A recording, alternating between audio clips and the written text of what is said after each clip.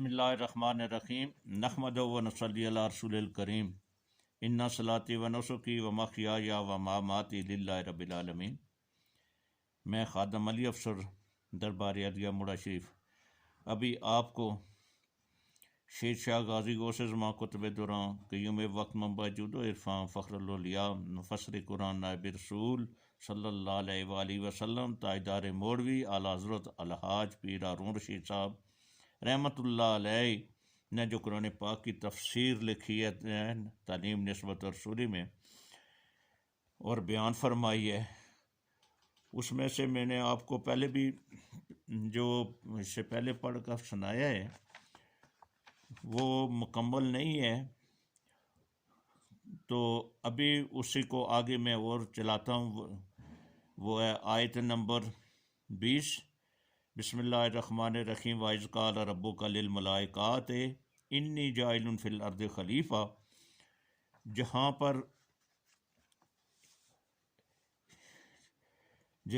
جبرائیل علیہ السلام نے جو مٹی لائی تو آدم علیہ السلام کو بنایا گیا، اس کے متعلق تھا۔ وہ ابھی ڈھانچے آگے آپ کو یہ میں پڑھ کر سناتا ہوں، جو کہ حسب اجازت خادم اسلام امیر سلسلہ عالیہ نسبت رسول صلی اللہ علیہ وسلم وہ سزما قطب الارشاد منبع جود و عرفان پیر طریقت رابر شریعت نائب رسول صلی اللہ علیہ وآلہ وسلم جناب الحاج پیر ڈاکٹر غلام محمد گور نذیر گور صاحب مدد اللہ والی سجادہ نشین مرکزی دربار عالیہ مڑا شریف۔ یہ میں ابھی آپ جو اسی کا آگے جہاں سے ختم ہوتا ہے وہاں آگے میں آپ پڑھ کر سناتا ہوں۔ جب یہ ڈھانچہ تیار ہوا تو اس وقت عزازیل بھی دیکھ رہا تھا، سارے فرشتے بھی دیکھ رہے تھے کہ ایک عجیب چیز تیار ہو رہی ہے، جس کے متعلق مالک الملک نے فرمایا کہ میں اسے اپنا خلیفہ بنا رہا ہوں، اور ساری مٹی جمع کر کے اسے بنایا گیا ہے۔ یہ کیا چیز تیار ہوگی؟ اب یہ بات بھی سمجھنے والی ہے کہ عزازیل کون ہے۔ اس زمین میں آدم علیہ السلام کے آنے سے پہلے جس طرح آدم علیہ السلام کو پیدا فرمایا گیا، اسی طرح جنات کو بھی پیدا فرمایا گیا، جو جنوں کا دادا تھا۔ جن 7000 سال تک اس دنیا پر قائم رہے اور آباد رہے۔ انہوں نے اللہ تعالیٰ کی نافرمانی کی، آپس میں فساد پیدا کیا۔ پھر عزازیل کو حکم ہوا کہ تم فرشتوں کی جماعت لے کر جاؤ، ان شیطانوں اور جنوں کو مار بگاؤ اور زمین کو خالی کراؤ۔ چنانچہ عزازیل فرشتوں کی ایک فوج لے کر آیا اور جنات کو مار بگایا۔ پہاڑوں اور سنگلاخ چٹانوں پر جا کر ان کا بسیرا ہوا، دنیا یعنی زمین ان سے خالی کرا دی گئی۔ پھر عزازیل یہاں حکومت کر رہا تھا، وہ کبھی دنیا میں اور کبھی آسمانوں پر جاتا تھا، دونوں جگہ پر اس کی حکومت تھی۔ وہ عزازیل فرشتوں کا استاد تھا، اسے سلطنت عطا کی گئی۔ جب اتنی بڑی سلطنت اسے عطا ہوئی تو اسے تکبر پیدا ہو گیا کہ میں تو بہت بڑی چیز ہو گیا ہوں، جو فرشتوں پر بھی حکومت کرتا ہوں اور زمین پر بھی حکومت کر رہا ہوں اور آسمان پر بھی حکومت کر رہا ہوں۔ جب اس نے دیکھا کہ اللہ تعالیٰ ایک ایسی چیز بنا رہا ہے جسے وہ اپنی خلافت عطا فرمائے گا، پھر میری حکومت ختم ہو جائے گی، تو اسے اس وقت دکھ پیدا ہوا۔ اس نے آ کر اس ڈھانچے کو دیکھا اور فرشتوں سے کہا کہ یہ کوئی خاص چیز نہیں ہے جسے اللہ تعالیٰ بنا رہا ہے، یہ تو صرف مٹی کا ایک ڈھانچہ ہے جس میں ہر طرف سوراخ ہی سوراخ ہیں۔ البتہ ایک چیز ہے کہ اس کے اندر ایک کوٹھڑی ہے جسے تالا لگا ہوا ہے، وہ بند ہے، جو کچھ راز ہے وہ اس میں ہے، اور وہ کوٹھڑی انسان کا دل تھا۔ جب وہ بت تیار ہوا تو روح کو حکم ہوا کہ اس کے اندر داخل ہو۔ روح نے کہا کہ میں اس اندھیری کوٹھڑی میں کس طرح جاؤں، میں اس میں کس طرح ٹھہروں گا؟ تو اس وقت اللہ تعالیٰ نے اندر جانے کی رغبت دلانے کے لیے نبی پاک صلی اللہ علیہ وسلم کی روشنی کو اس کے اندر داخل کیا، اور روشنی آدم علیہ السلام کی پیشانی میں داخل کی گئی۔ اس روشنی سے سارا جسم منور ہو گیا اور روح خوشی سے اس کے اندر داخل ہوئی۔ جب آدم علیہ السلام کی آنکھ کھلی تو انہوں نے دیکھا کہ عرش پر لکھا ہوا ہے آدم علیہ السلام کے عرش پر لکھا ہوا ہے لا الہ الا اللہ محمد الرسول اللہ صلی اللہ علیہ وآلہ وسلم۔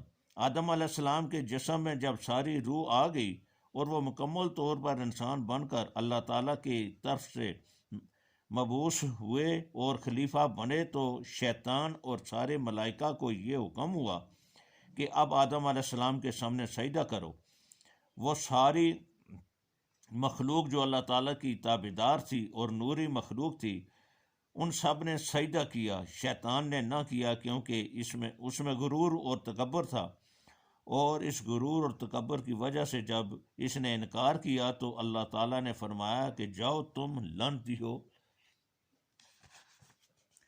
اور قیامت تک تم مردود ہوگے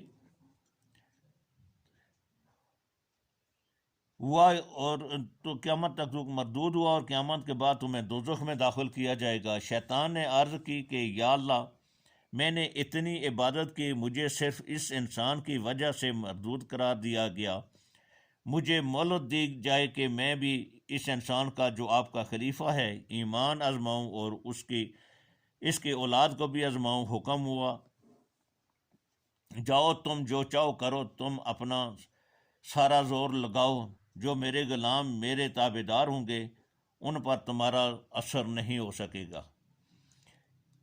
اس دن سے شیطان نے آدم علیہ السلام کی مخالفت شروع کر دی۔ ہر آدمی کو معلوم ہے کہ کس طرح آدم علیہ السلام کو جنت سے نکالا گیا اور دنیا میں لایا گیا، اور پھر اس دنیا میں آدم علیہ السلام کی اولاد پھیلی۔ سمجھنے والی بات یہ ہے کہ آدم علیہ السلام کو فضیلت ملنے کی وجہ کیا تھی۔ آدم علیہ السلام کو اللہ تعالیٰ نے فرمایا کہ میں نے تمہیں جو عزت بخشی ہے، جو فضیلت بخشی ہے، یہ اس وجہ سے بخشی ہے کہ میں تمہاری اولاد سے اپنے محبوب صلی اللہ علیہ وسلم کو پیدا فرمانا ہے۔ آدم علیہ السلام نے عرض کی کہ یا اللہ تعالیٰ وہ کون ہوں گے؟ تو فرمایا وہ وہی ہوں گے جن کا نام تم نے میرے عرش پر لکھا ہوا پڑھا ہے، جن کا نام محمد صلی اللہ علیہ وسلم ہے۔ چنانچہ آدم علیہ السلام نے عرض کی یا اللہ ان کی شفاعت مجھے بھی عطا فرما۔ جب آدم علیہ السلام کو تکلیف پہنچی، شیطان کی وجہ سے زمین پر آئے اور اپنی غلطی پر نادم ہوئے، خدا سے معافی کی درخواست کی تو اللہ تعالیٰ نے اپنی قدرت سے انہیں وہی بات یاد دلا دی جو انہوں نے عرش پر لکھا ہوا کلمہ شریف دیکھا تھا، اور انہیں یہ خیال ہوا کہ جو اللہ تعالیٰ کا محبوب صلی اللہ علیہ وسلم ہے، جس کے لیے اللہ تعالیٰ نے یہ ساری کائنات پیدا کی ہے اور جس کا نام اپنے عرش پر لکھا ہے، میں اس کا واسطہ دے کر اگر دعا کروں تو مجھے معافی ہو جائے گی۔ چنانچہ انہوں نے درخواست کی۔ اللہ تعالیٰ نے نبی پاک صلی اللہ علیہ وسلم کے طفیل آدم علیہ السلام کو معاف فرمایا کہ وہ غلطی ہی نہ رہی، بلکہ غلطی کو غلطی کہنا بھی گناہ قرار دے دیا اور انہیں ہمیشہ کے لیے معصوم فرما دیا گیا۔ یہ ساری باتیں اور ان کا ایک ایک نقطہ سمجھنے والا ہے، اور جب تک انسان یہ نہ سمجھے اس وقت تک وہ انسان ہی نہیں بن سکتا۔ دیکھو، اگر انسان کو یہ فضیلت عطا کی گئی، خلافت عطا کی گئی، عزت بخشی گئی، شرف بخشا گیا، تو کیوں بخشا گیا؟ کیا انسان بہت بڑا عابد ہے؟ کیا انسان بہت بڑا پرہیزگار ہے؟ اگر اس کا مقابلہ ملائک سے کیا جائے تو اس کی عبادت، اس کی پرہیزگاری تو کوئی حقیقت ہی نہیں رکھتی۔ انسان تو گناہ گار ہے اور ملائک گناہوں سے پاک ہیں، لیکن ان ملائک پر بھی انسان کو شرف عطا کیا گیا۔ کس بنا پر؟ یہ سمجھنے والی بات ہے۔ ہم سمجھنے والی اس کی اپنی زندگی ہے، جس طرح کہ میں نے پہلے بیان کیا تھا کہ اس کی یہ اجمالی زندگی 3 حصوں میں منقسم ہو جاتی ہے، 3 سوالوں پر منقسم ہو جاتی ہے۔ سب سے پہلی چیز یہ ہے کہ انسان یہ سمجھے کہ میں کون ہوں اور میں کیا ہوں، کیوں کہ وہ انسان ہے، سمجھ کی وجہ سے اسے یہ شرف حاصل ہوا۔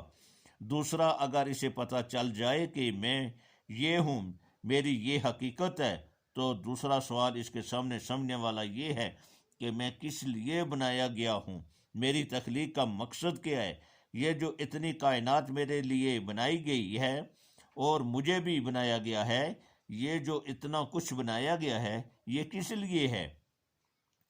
کیا مجھے عبث پیدا کیا گیا ہے؟ ہرگز نہیں، یا کسی مقصد کے لیے پیدا کیا گیا ہے، اور وہ مقصد کیا ہے؟ اور تیسری چیز سمجھنے والی یہ ہے کہ جس مقصد کے لیے مجھے بنایا گیا ہے وہ مقصد حاصل کس طرح ہو سکتا ہے۔ یہ تین چیزیں ہیں، جو آدمی ان کو سمجھ لے وہ تو صحیح انسان بن جاتا ہے، اور جو نہیں سمجھتا وہ خلیفہ نہیں رہتا، وہ انسان نہیں ہوتا، بلکہ اولئک کالانعام بل ہم اضل، وہ چوپایوں کی طرح ہیں جو بلکہ ان سے بڑھ کر گمراہ۔ سورۃ اعراف آیت نمبر 179۔ وہ جانور ہیں بلکہ جانوروں سے بھی زیادہ بدتر ہیں کا مصداق ہوتا ہے، اس لیے کہ جانور یہ نہیں سوچتے کہ ہم کیوں پیدا کیے گئے ہیں، ہم کیا کریں، اور وہ اس لیے سوچتے سمجھتے نہیں کہ انہیں سمجھنے کا شعور ہی نہیں۔ اگر شعور رکھنے والی مخلوق بھی اس طرح زندگی گزارے جس طرح کے شعور نہ رکھنے والی مخلوق زندگی گزارتی ہے، تو یہ اس سے بھی بدتر ہے۔